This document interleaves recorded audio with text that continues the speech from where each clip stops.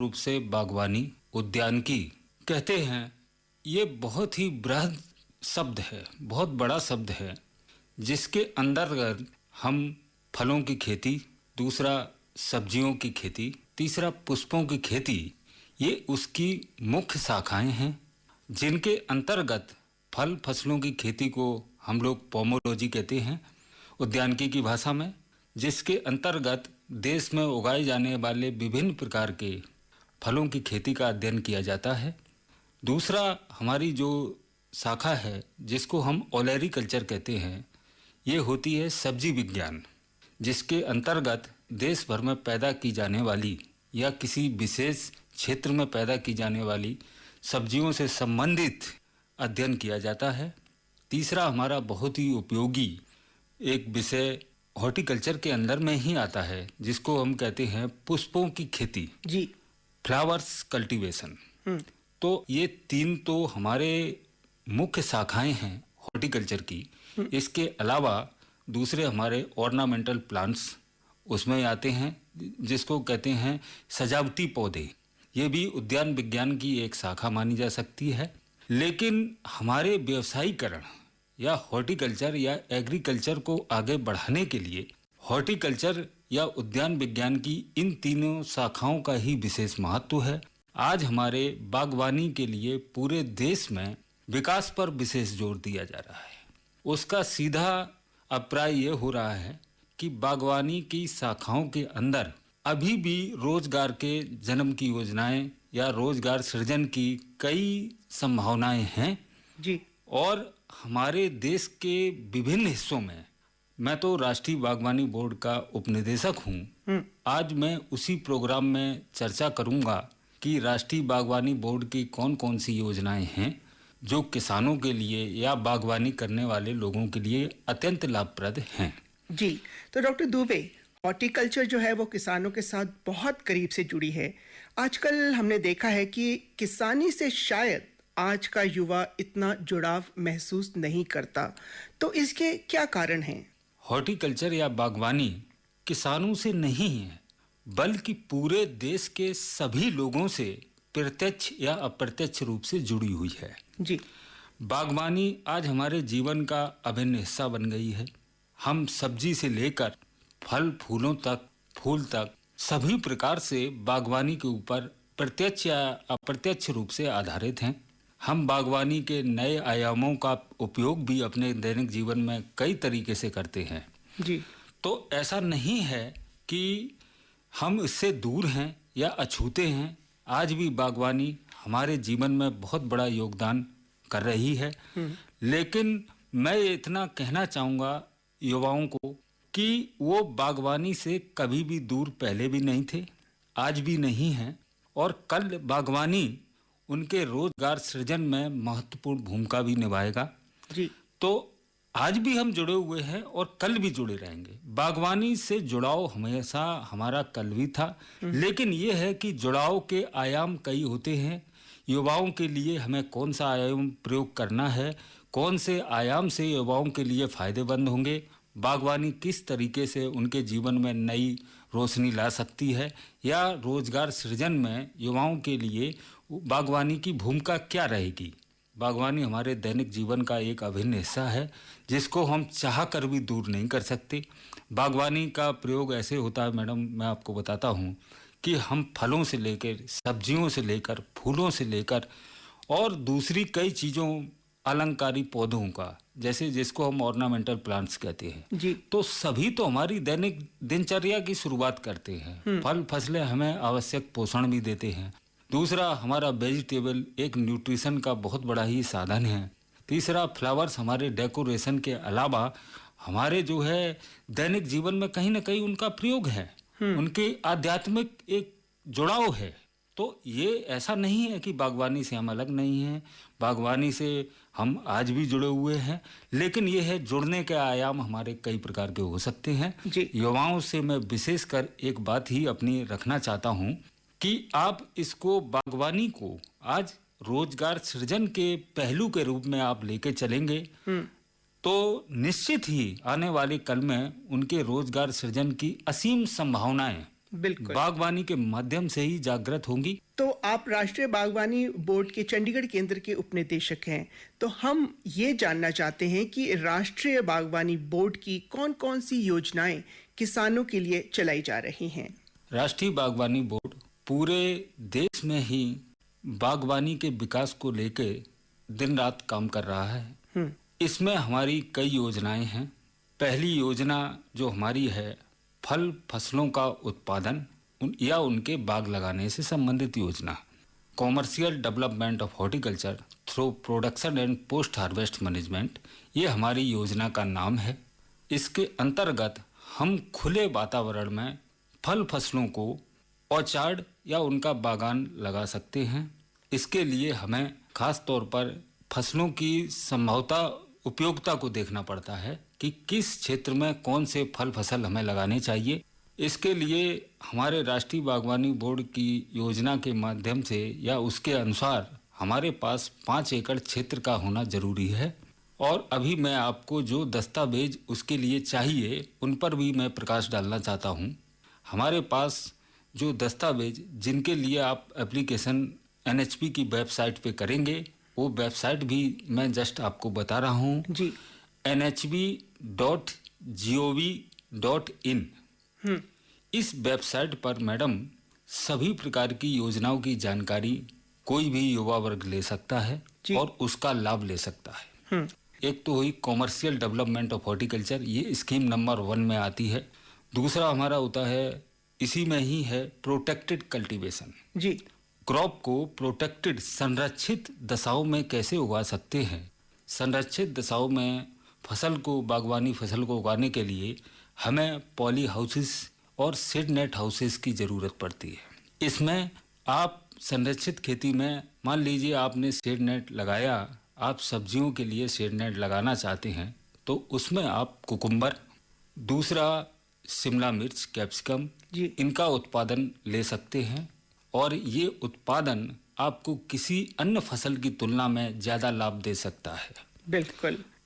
तो डॉक्टर दुबे, आप हमें ये बताइएगा कि किसानों को दी जाने वाली सब्सिडी के आवेदन का क्या प्रोसीजर है।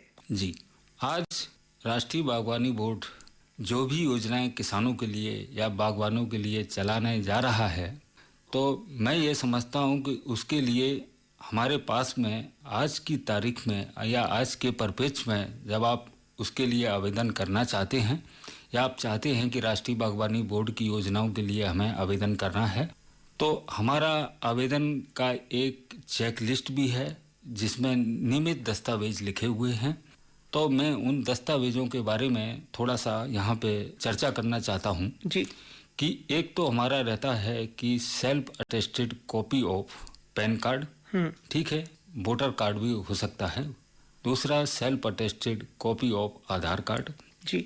तीसरा हमारा रहता है, उसमें एक अंडरटेकिंग रहती है जो कि हमारे वेबसाइट पे आपको मिल जाएगी। आज ऑनलाइन आवेदन करने का ही समय है।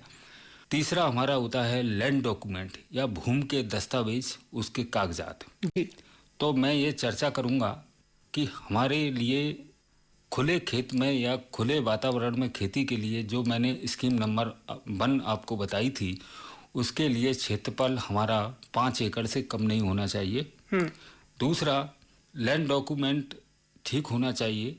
तीसरा हमारा ये है कि उसके साथ साथ में हमारे ही वेबसाइट पर DPR, डिटेल प्रोजेक्ट रिपोर्ट, जिसको कहते हैं पूर्ण विवरण, ये डिटेल प्रोजेक्ट रिपोर्ट भी ये हमारा टेम्पलेट हमारी वेबसाइट पे मिल जाता है, जिससे आवेदकों को ये ज्ञात हो जाता है कि हम जिस एक्टिविटी के लिए राष्ट्रीय बागवानी बोर्ड में आवेदन करना चाहते हैं उससे संबंधित कुछ दस्तावेज आपको रेडी ही फॉर्मेट में आपको साइट के ऊपर ही अवेलेबल हो जाते हैं जी। जिससे आपको ये समस्या नहीं होती है कि आपको क्या करना है, कैसे करना है, थोड़ा आइडिया आपको हो जाता है। तो डॉक्टर दुबे, आपसे बहुत सी बातें और भी करनी है, बहुत सी जानकारी लेनी है। इनकी स्टार रेटिंग जो NHB द्वारा की जा रही है, इसका तरीका क्या है?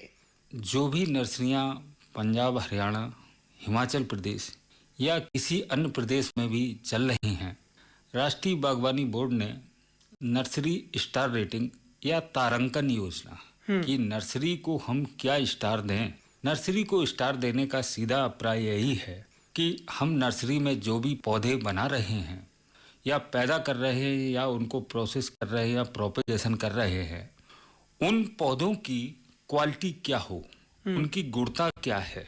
किसी भी नर्सरी की गुणवत्ता का मूल्यांकन करने के लिए ही राष्ट्रीय बागवानी बोर्ड ने स्टार रेटिंग योजना की शुरुआत की थी। आज मुझे मैडम काफ़ी खुशी के साथ बताना पड़ रहा है कि अभी हमने विगत एक महीने के अंदर मैंने खुद ही 32 नर्सरीज को स्टार रेटिंग में किया जी। और जिसका लाभ पहले उन लोगों को, किसानों को या नर्सरी के भाइयों को ये पता नहीं था कि सर ये स्टार रेटिंग होती क्या है। सबसे बड़ी बात है स्टार रेटिंग। जैसे मान लीजिए हम किसी शहर में जाते हैं और हमें कहीं रात में रुकना पड़े तो हम ये देखते हैं कि होटल की स्टार रेटिंग क्या है। हाँ, होटल किस स्टार का है। 1 स्टार है, इसमें सुविधा थोड़ी कम है। 2 स्टार है, इसमें थोड़ा उससे अच्छा होगा। 3 स्टार है, इसमें और भी ज़्यादा अच्छा होगा। तो हमारा जो भी लोग प्लांटिंग मटेरियल या रोपण सामग्री खरीदना चाहते हैं तो नर्सरियों की स्टार रेटिंग देख के वो ये डिसाइड करते हैं, निश्चित करते हैं कि इस नर्सरी में पौधों की गुणवत्ता नियंत्रित रही होगी और इस नर्सरी से ही हमें पौधे लेने हैं। तो मैं यही चाहता हूं कि जिन लोगों ने अभी नर्सरी है या उनकी चल रही है या नर्सरी नया बनाना चाहते हैं, तो मैं ये चाहता हूं कि वो भी हमारे NHB के नर्सरी पोर्टल पर जी आवेदन कर सकते हैं। उनके डॉक्यूमेंट्स, उनके दस्तावेज, उनके कागजात नेशनल नर्सरी पोर्टल पर, नर्सरी की साइट पर ही दिए हुए हैं। तो मैं अपने इस कार्यक्रम के माध्यम से ज़रूर बताना चाहूँगा अपने नर्सरी मैन्स कि जिन लोगों को भी नर्सरी इनकी है या लगाना चाहते हैं या लग चुकी है, तो वो लोग नर्सरी की गुणवत्ता को निश्चित कराने के लिए राष्ट्रीय बागवानी बोर्ड की योजना स्टार रेटिंग का प्रयोग कर सकते हैं, उसमें आवेदन कर सकते हैं। तो इसके अलावा उसमें कुछ दस्तावेज मैं आपको थोड़ा सा चर्चा करूंगा इस बारे में कि इसमें नर्सरी का लाइसेंस रहता है, दूसरा नर्सरी का लेआउट, तीसरा नर्सरी का जो डॉक्यूमेंट्स रहेगा, लैंड का डॉक्यूमेंट्स, नर्सरी में कितनी भूमि है और वो भूमि नर्सरी ओनर के नाम में है या जो भी है, और दूसरा इसके साथ में भी कुछ डॉक्यूमेंट रहेंगे। इन आधार कार्ड की कॉपी साधारण दस्तावेज है, आपको मिल भी जाएगा कहीं से भी। आपका खुद का रहेगा तो आप एप्लीकेशन के साथ में इसको जोड़ के रखिएगा। ये नर्सरी के डॉक्यूमेंट्स हैं जो आवेदन के समय आपको प्रयोग में लाने हैं। जी। तो मैं चाहता हूं कि हमारे जो भाई इस कार्यक्रम के माध्यम से जिनके पास तक मेरी आवाज़ जा रही है, उनसे मैं यही निवेदन करना चाहूँगा कि अगर नर्सरी है तो उसको जो है स्टार रेटिंग तारांकित करने की योजना में आप शामिल होइएगा, क्योंकि तारांकित होने से आपकी नर्सरी की एक तो वैल्यू बढ़ेगी और दूसरा क्या है कि आपकी नर्सरी के प्रति किसी भी दूसरी अन्य नर्सरी की अपेक्षा एक विश्वास भी बढ़ेगा, जो बहुत ही जरूरी है व्यवसाय के लिए। बिल्कुल जी। तो डॉक्टर दुबे, फ्लोरिकल्चर भी एक बहुत अच्छा विकल्प है प्रोफेशन बनाने के लिए, तो इसके बारे में बताएं। जी, फ्लोरिकल्चर बागवानी का ही एक बहुत अच्छा पहलू है जिसको अपना के ना कि सिर्फ एक व्यवसाय प्रेरणा देता है। फ्लोरिकल्चर का मतलब है पुष्प विज्ञान, जी मतलब फूलों की खेती। आज हम देखते हैं कि हमारे कई भाई, कई युवा लोग रोजगार की दौड़ में लगे रहते हैं और उनको उस तरह से रोजगार उपलब्ध नहीं हो पाता जिसकी इच्छा वो रखते हैं। जी। तो अपने इस कार्यक्रम के माध्यम से आज मैं जरूर इस विषय पे थोड़ा प्रकाश डालना चाहता हूँ कि फ्लोरिकल्चर, जिसको पुष्प विज्ञान कहते हैं, ये आज युवाओं के लिए रोजगार का एक वरदान साबित हो सकता है। बिल्कुल। दूसरा, मैं ये कहना चाहूँगा मेरे युवा भाइयों के लिए कि थोड़ा सा धैर्य रखने की ज़रूरत है। ठीक है, कोई चीज़ एक दिन में कुछ भी नहीं होता। ठीक है, आप इसका शुरुआत पॉली हाउस के अंदर फ्लोरिकल्चर करके या पुष्पों की खेती करके भी अच्छा लाभ अर्जित कर सकते हैं। जी। मैंने खुद ही फ्लोरिकल्चर पॉली हाउसेस के अंदर में कई जगह देखा है। इससे पहले मैं महाराष्ट्र में भी रहा हूँ। तो वहाँ पे मैडम हमने बड़े बड़े फार्म देखे जिनके अंदर पॉली हाउस के अंदर में उन्होंने क्राइजेंथमम, जरबेरा, ग्लोडलस जी, रजनीगंधा, दूसरा क्राइजेंथमम, इन्होंने इतने अच्छे फूलों की खेती करके और मुनाफा इन्होंने 2-3 महीने के अंदर में ही इतना अच्छा कमाया है जी, कि उन्होंने इसको एक रोजगार सृजन की दिशा में पहला कदम ही मान लिया, फूलों की खेती को। बिल्कुल। तो ऐसा नहीं है, थोड़ा धैर्य रखने की जरूरत है, समय आता है। उससे अच्छी बात है कि आप मेहनत जो है, अपना लेबर है, सही दिशा में करते हैं, ये बहुत बड़ी बात होती है। तो इस कार्यक्रम के माध्यम से अपने युवाओं को मैं, जिनसे मैं विशेष प्यार करता हूं, उनको मैं एक संदेश जरूर दूंगा जी, कि वो फ्लोरिकल्चर को रोजगार सृजन का एक पहलू बना सकते हैं या ऑप्शन के रूप में प्रयोग कर सकते हैं, क्योंकि फूलों की खेती से ही नहीं है, फूलों की खेती करके किस तरीके से लाभ अर्जित किया जाए, पॉली हाउस के अंदर में किस तरीके की एग्रीकल्चर प्रैक्टिसेस होंगी, किस तरीके से उनका रखरखाव करना है, पौधों को किस तरीके से उनको ग्रो करना है, उनको मार्केट तक उनकी कल्टीवेशन, उनका मार्केटिंग टाई अप और मार्केटिंग में उनके प्रोड्यूस, फ्लोरिकल्चर प्रोड्यूस को किस तरीके से डिस्पोज ऑफ करना है। जी, बिल्कुल। ये उसके अभिन्न अंग हैं। हाँ। तो मैं चाहूँगा कि वो अच्छी फूलों की खेती करें, जिसको एक रोजगार के रूप में ही लें, क्योंकि इसमें रोजगार की असीम संभावनाएं हैं।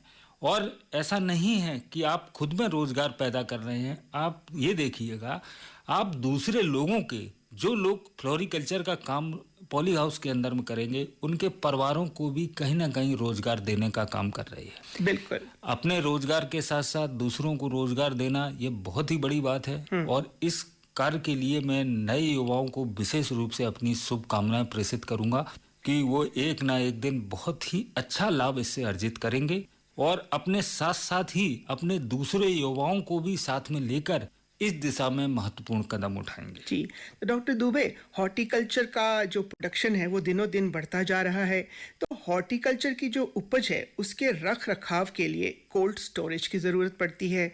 तो क्या ये कोल्ड स्टोरेज की योजना NHP में आती है? जी मैडम, राष्ट्रीय बागवानी बोर्ड की जो दूसरी योजना है वो कोल्ड स्टोरेज स्कीम्स के लिए है।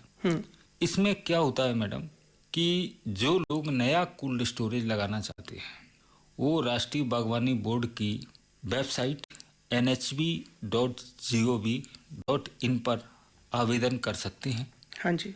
इसमें 2 प्रकार का स्कीम के अंदर में चर्चा रहता है मैडम, कि एक तो नया कोल्ड स्टोरेज बनाना जी। और दूसरा होता है कि कोल्ड स्टोरेज का विस्तार करना, एक्सपेंशन, जिसको हम एक्सपेंशन कहते हैं। तो मैं ये चाहूँगा कि पहली योजना का जो सब कंपोनेंट है, जिसमें नए कोल्ड स्टोरेज को लगाने से संबंधित है, उसके लिए ज़रूर मैं ये कहूँगा कि उसकी जो है कैपेसिटी वो निर्धारित है राष्ट्रीय बागवानी बोर्ड में नए कोल्ड स्टोरेज बनाने के लिए, और ये सीमा हमारी रहती है 5,000 मेट्रिक टन से लेके 10,000 मेट्रिक टन। जी। दूसरा जो मैडम मैंने स्कीम का ही सब कंपोनेंट बताया, एक्सपेंशन ऑफ कोल्ड स्टोरेज। मान लीजिए हमारे पास में 5,000 मेट्रिक टन का कोल्ड स्टोरेज हमारे पास में है। हमें पता है कि हॉर्टिकल्चर के प्रोड्यूस को रखने के लिए अभी हमें और क्षेत्र की ज़रूरत है या हमें दूसरे चैम्बर भी बनाने हैं। हाँ जी। तो मान लीजिए आपने 5,000 मेट्रिक टन से उसको 2,000 या 3,000 मेट्रिक टन और बढ़ाना चाहते हैं उसकी कैपेसिटी को, तो ये एक्सपेंशन ऑफ कोल्ड स्टोरेज में आ जाएगा। ये भी हमारी राष्ट्रीय बागवानी बोर्ड की योजना का ही अभिन्न अंग है, जो राष्ट्रीय बागवानी बोर्ड की योजना संख्या 2 में आती है। जी डॉक्टर दुबे, हम प्रोग्राम के आखिरी पड़ाव पे पहुंच गए हैं, तो मैं चाहती हूं कि चलते चलते आप युवा वर्ग को कोई संदेश दीजिए। जी, हमारा युवा वर्ग जो आज भी रोजगार से संबंधित पहलुओं पर दिन रात चर्चा कर रहा है और दिन ब दिन मेहनत कर रहा है, तो उनको मैं एक संदेश इसलिए देना चाहता हूँ कि कभी उनको ये नहीं सोचना है कि कुछ भी नहीं। जी। वो अपने अंदर एक नई ऊर्जा, नई आशा का सृजन करते रहें। ऐसा नहीं है जिस आदमी ने काम किया वो आदमी को उसका लाभ नहीं मिला, मिला है, थोड़ा समय लगा है। मैं इतना कहूँगा, हर सुबह का नया सूरज उन्हें ऊर्जावान रखे। जी। और मैं भी पहले शुरू में बहुत मेहनत करके यहाँ तक पहुँचा हूँ मैडम, ठीक है। तो मैं ये सोचता हूँ कि जिंदगी की यही रीत है, हार के बाद ही जीत है। बिल्कुल। तो मैं ये चाहूँगा हमारे युवा भाई कभी भी जिंदगी में हार ना माने। हर सुबह का सूरज नया संदेश लेके आता है जिंदगी के लिए, उससे ऊर्जावान हों और अपने ऐसे कार्यक्रमों में अपना समय दें जो रोजगार परक साधन उपलब्ध करा सके। जी। तो मैं ये चाहूँगा राष्ट्रीय बागवानी बोर्ड या बागवानी से जुड़ना उनके आने वाले कल के लिए बेहतर भविष्य साबित करेगा, और एक अपना अच्छा स्टार्टअप जिसमें उनके अंदर में स्वाभिमान भी विकसित होगा। उनको लगेगा कुछ हम आज कर रहे हैं, होगा जरूर, लेकिन आप मेहनत से, श्रम से और उसको पूरा